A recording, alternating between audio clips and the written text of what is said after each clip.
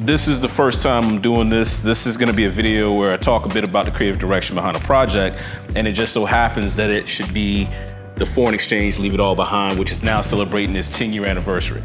Flint asked me if I would come by and take pictures of their wedding. I said yes, she's a friend of mine, Nick's a friend. We did the photo shoot. We had this really interesting shot that came out of it. It was late one night, probably 4 in the morning. I used to stay in my office pretty late. And so Tay wanted to take a look at some of the wedding pictures. So he's sitting there going through the pictures and then he stops at this one, he keeps looking at it. He's just really into the pictures because I did a lot of black and whites. He told me the name of the album. He said the name of the album is gonna be Leave It All Behind, and it just so happens that he had just gotten married, Nick got married, and for me, this whole concept of leaving it all behind, that was something that was happening in their marriage or their marriages. And the thing that was interesting is that some people refer to a wedding as kind of a different kind of funeral. And so that's another reason why this was so,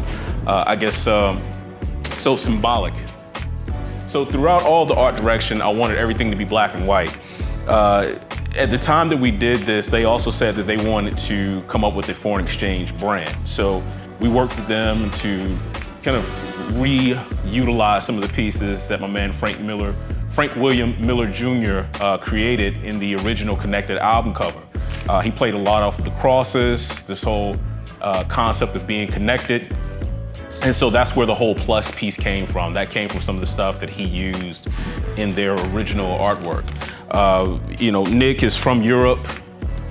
Tay is a simple guy, but they both appreciate art. So we were able to utilize this Swiss design aesthetic that we actually use in the Complex Creative logo. And we use that in the Foreign Exchange branding. So everything to me just had to feel noir.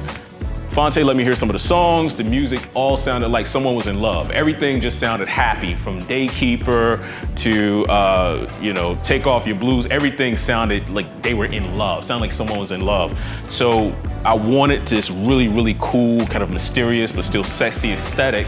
And that's what you'll see in a lot of the press photos. So press photos we did over at what's formerly known as Six Plates, now known as the Black Twig.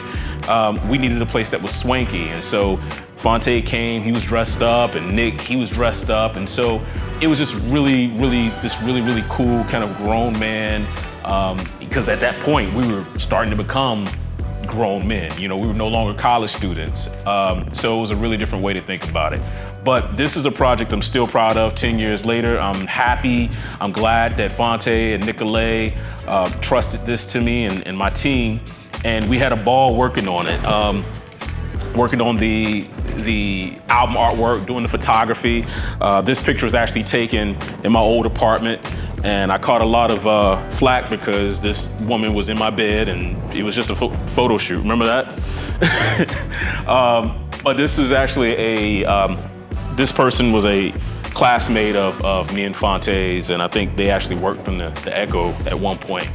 But this was a really cool project, happy to have worked on it. And here's 10 more years of Leave It All Behind. Thanks.